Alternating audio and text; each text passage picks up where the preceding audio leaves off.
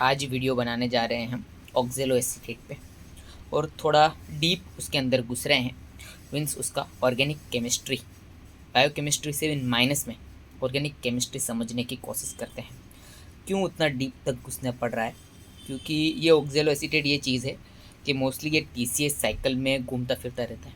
अब TCS cycle mostly हर चीज़ से connect है। अगर टीसीएस साइकिल का अपर साइड आप देखो तो ग्लूकोज से आता है, ग्लाइकोलाइसिस से फिर वो टीसीएस साइकिल बनता है। इस बाजू अगर आप साइड में देखो तो जो है टीसीएस साइकिल मेलेट और मेलेट के बाद फ्यूमेरेट और फिर वहाँ से जो है वो यूरिया साइकिल से कनेक्ट होता है। फिर और उसका नीचे देखो सक्सिनाइल कोएंजाइम ए वाला पार्ट जो उसका है वो प्रोपियोनाइल कोएंजाइम ए और जो है उससे कनेक्ट होता है। मीन्स वो अपना ऑड चेन फैटी एसिड से कनेक्ट होता है। फिर उसके बाद एसिटाइल कोएंजाइम के ऊपर का भाग टीसीएस साइकिल का ऊपर का भाग एसिटाइल कोएंजाइम ए वो ग्लूकोज से भी कनेक्ट करता है। फिर और उस साइड पे एसिटाइल कोएंजाइम ए में से मैरोनाइल कोएंजाइम ए और फैटी एसिड भी बनता है। और फिर वो जो एमाइनो एसिड्स हैं एस्पार्टेट,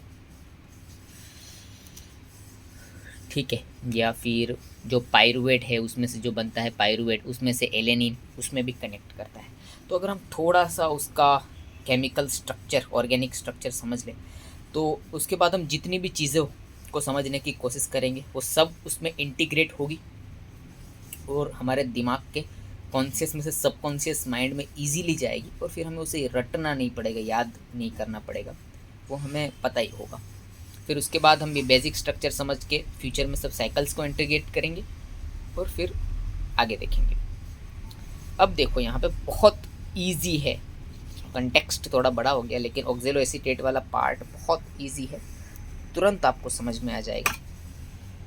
देखो ऑक्जेलो एसीटेट किसको बोलते हैं कि शुरुआत में यहाँ पे आप देखिए कि एक थोड़ा मैंने उसका मैनिपुलेशन किया है, थोड़ा उसका अरेंजमेंट में, बाकी तो और कुछ नहीं है।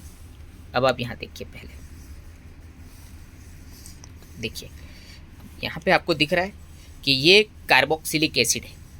कार्बोक्सिलिक एसिड का जो वो है फंक्शनल ग्रुप, उसका नाम है COOH। तो आपको याद क्या रखना है कि कार्बोक्सिलिक एसिड उसके दोनों एंड पे रहेगा। तो अब यहाँ पे भी कार्बोक्सिलिक एसिड है और यहाँ पे भी कार्बोक्सिलिक एसिड है। ये मैंने थोड़ा OH इस बाजू आना चाहिए लेकिन थोड़ा मैनिपुलेट किया ताकि आपको इजीली याद रह जाए।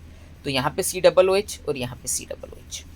अब ऑक्जेलो एसीटेट 4 कार्बन स्ट्रक्चर है क्योंकि वो पायरुवेट में से 3 कार्बन स्ट्रक्चर में से बनता है। मीन्स वो ग्लाइकोलाइसिस और टीसीएस साइकिल, पायरुवेट में से ग्लाइकोलाइसिस में से पायरुवेट बनता है और ये टीसीएस साइकिल का स्ट्रक्चर है। तो टीसीए में मोस्टली 4 कार्बन स्ट्रक्चर जो ऑक्जेलो एसीटेट है वो है। तो यहाँ पे 4 कार्बन होंगे, 1 2 3 4 कार्बन हो गए और ये 2 कार्बोक्सिल ग्रुप हो गए और बीच वाला मिडल में कीटो ग्रुप है, मीन्स COO ग्रुप है। अब 1 कार्बन बचा, वहाँ पे हम HH जोड़ लेते हैं तो उसका केमिकल फॉर्मूला हो गया C4, 4 carbon 5 oxygen, 1 2, 2 carboxyl group के ऊपर, 2 कार्बोक्सिल ग्रुप के नीचे 4 और 1 कीटो ग्रुप का 5 ऑक्सीजन और 4 हाइड्रोजन, 2 यहाँ पे और 1 कार्बोक्सिल ग्रुप में ऊपर और 1 कार्बोक्सिल ग्रुप में नीचे। तो ये हो गया ऑक्जेलो एसिटिक एसिड का स्ट्रक्चर, ठीक है। 2 कार्बोक्सिल ग्रुप, बीच में कीटो ग्रुप और बस कुछ भी नहीं है और, ठीक है। अब हम थोड़ा सा समझ लेते हैं कि what is the difference between the ऑक्जेलो acetate and ऑक्जेलो acetic acid. थोड़ा सा है, कुछ भी नहीं है उसमें। देखो जो हमने जो स्ट्रक्चर पढ़ा, समझा, वो हमने एसिटिक एसिड का पढ़ा, लेकिन क्या फ़र्क है दोनों में? एसिटिक एसिड क्या है? न्यूट्रल फॉर्म है। न्यूट्रल फॉर्म क्यों है कि भाई इसमें ऑलरेडी ऑक्सीजन अटैच्ड है।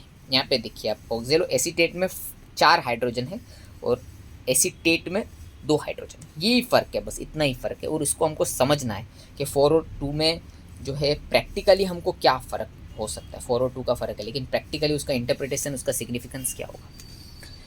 मीन्स यहाँ पे आप ये समझ लिया आपने कि भाई 4 हाइड्रोजन है और यहाँ पे 2 हाइड्रोजन है। मीन्स यहाँ पे 2 हाइड्रोजन ज़्यादा है और 2 हाइड्रोजन कम है। तो अगर 2 हाइड्रोजन ज़्यादा है उसका मतलब कि 2 प्रोटॉन ज़्यादा है, तो इस वाले स्ट्रक्चर को हम बोलते हैं प्रोटोनेटेड फॉर्म।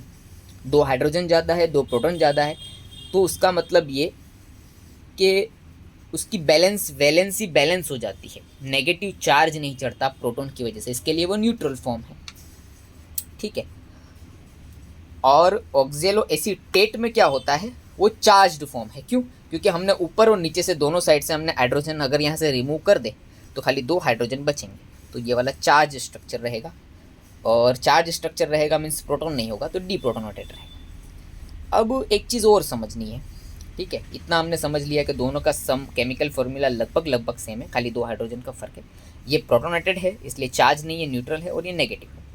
अब आप यूँ समझ लीजिए कि ये जो न्यूट्रल चीज़ है, अगर वहाँ पे pH बढ़ेगा मीन्स बेसिक स्ट्रक्चर होगा, तो क्या होगा कि हाइड्रोजन वहाँ से रिमूव हो जाएगा, हाइड्रोजन हट जाएगा और ऑक्जेलो एसिटिक एसिड में से ऑक्जेलो एसीटेट बच जाएगा। उसका ही रिवर्स कि यहाँ पे समझ लीजिए ऑक्जेलो एसीटेट है मीन्स 2 हाइड्रोजन की यहाँ पे कमी है, लेकिन एसिडिक स्ट्रक्चर आया।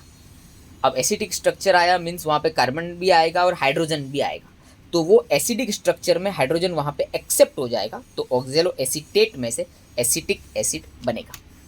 Okay, so thank you. 1 minute में हम सारे चीज़ को समराइज़ कर लेते हैं कि भाई ऑक्जेलो acetate means 4 carbon structure, 5 oxygen, 5 oxygen में से 2 ऑक्सीजन कार्बोक्सिल ग्रुप के ऊपर और 2 ऑक्सीजन नीचे कार्बोक्सिल ग्रुप के, मतलब 4 कार्बोक्सिल ग्रुप के ऑक्सीजन हो गए और 1 हो गया कीटो ग्रुप का। उसके बाद बाकी के जो बचे 4 हाइड्रोजन बचे, और वो 4 और 2 हाइड्रोजन की वजह से 2 फॉर्म बनते हैं, एक ऑक्जेलो एसीटेट और एक ऑक्जेलो एसिटिक एसिड। ऑक्जेलो एसीटेट नेगेटिव रहता है, लेकिन जब लो pH होगा, एसिड आ जाएगा, तो वो 2 हाइड्रोजन ले लेगा और ऑक्जेलो एसिटिक एसिड बना डालेगा। Okay, thank you.